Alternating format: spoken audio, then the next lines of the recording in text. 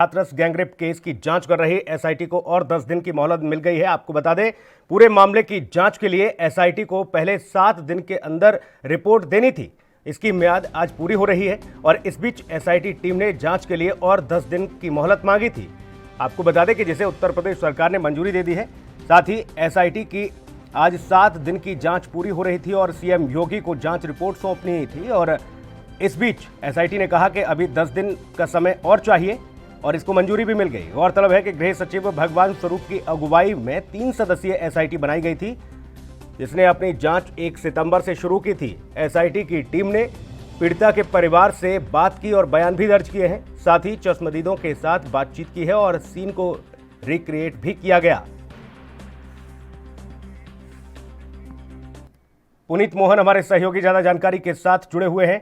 पुनीत, 10 दिन की और मोहलत मिली है एसआईटी को, यानी कि ये स्पष्ट तौर पर कहा जा रहा है कि एसआईटी किसी भी तरह की कोई चूक नहीं चाहती है। हर एक पहलू को, हर एक एंगल को मद्देनजर रखते हुए इस पूरे मामले में गहन जांच पड़ताल में जुटी है।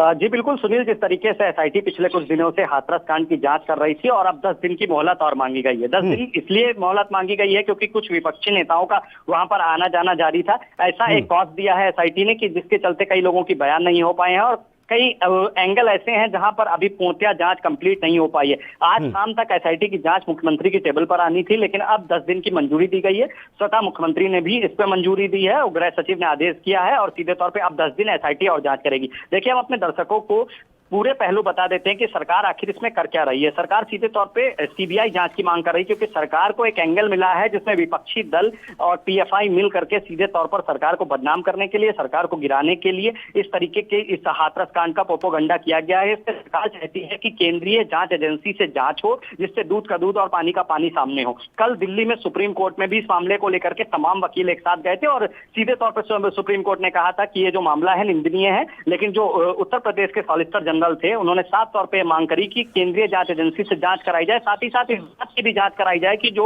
उत्तर प्रदेश सरकार को सबूत मिले हैं जिसमें दंगा भड़काने की साजिश थी और जो 4 लोग मांटो टोल प्लाजा पे गिरफ्तार हुए हैं और जिनसे पूछताछ जारी है, उसको भी आधार मानते हुए जांच कराई जानी चाहिए ताकि एक साजिश जो है उसका खुलासा हो सके। जी बिल्कुल, जाहिर तौर पर पुनीत साजिश का खुलासा हो सके, लेकिन सीबीआई की जो संस्तुति की गई सरकार की ओर से, उसमें आखिर देरी क्यों हो रही है? क्योंकि विपक्ष तो इस बात का भी हवाला दे रहा है पुनीत कि सीबीआई जांच की सिर्फ बात कह दी गई है, लेकिन सीबीआई की टीम नहीं पहुंची है। देखिए, सीधे तौर पर राज्य सरकार ने अपनी तरफ से संस्तुति करके केंद्र सरकार में सिफारिश की है और वहां से जैसे ही परमिशन मिलती है सीबीआई इस केस को अपने हैंडओवर ले लेगी। लेकिन इसके साथ ही एसआईटी की जांच जो है उसको बंद नहीं किया गया, उसको 10 दिन और बढ़ाया गया है क्योंकि एसआईटी को अपनी पूरी जो रिपोर्ट है वो सीबीआई के हैंडओवर करनी होगी। ऐसे में कहीं ना कहीं एसआईटी एक भी पहलू छोड़ना नहीं चाहती है। पिछले कुछ दिनों से हमने देखा कि हाथरस में जिस तरीके का राजनीतिक माहौल बनाने का प्रयास हुआ है और सरकार के हाथ जो सबूत लगे हैं, सीधे तौर पर सरकार उसको भी मुद्दा बना रही है। सरकार का कहना है कि पुनीत, इस मामले में देरी इसलिए भी हो रही है, इस लिहाज से भी हो रही है क्या क्योंकि पीड़ित परिवार पहले सीबीआई की मांग करता है कि सीबीआई से जांच कराई जाए पूरे मामले की। उसके साथ ही तमाम जो समर्थन में पार्टियां पहुंची, चाहे भीम आर्मी हो या अन्य पार्टियां, सभी ने कहा कि सीबीआई से जांच हो। लेकिन जब सीबीआई की संस्तुति कर दी जाती है राज्य सरकार के द्वारा, फिर यह कहा जाता है कि सुप्रीम कोर्ट के सिटिंग जज के द्वारा उसकी निगरानी में सीबीआई जांच हो। इसलिए ये मामला पेचीदा हो गया है क्या?